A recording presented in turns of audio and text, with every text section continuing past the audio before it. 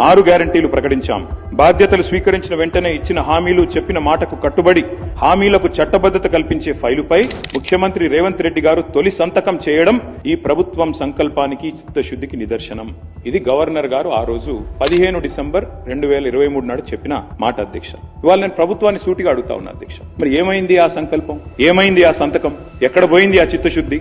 మరి సంతకం పెట్టినని మీరే చెప్తారు ముఖ్యమంత్రి గారు, గవర్నర్ గారు చెప్పారు, ఏదో ఆషామాషి వ్యక్తి కూడా చెప్పలేదు అధ్యక్ష. ఆ తర్వాత అధ్యక్ష 2024 గవర్నర్ ప్రసంగం అయిపోయింది, 25 అయిపోయింది, ఇప్పుడు 26 కూడా నిన్న అయిపోయింది అధ్యక్ష. మరి ఇన్నేళ్ళైనా కూడా సీఎం గారు సంతకం చేసిన ఆ ఫైల్ ఎక్కడ పోయింది అధ్యక్ష?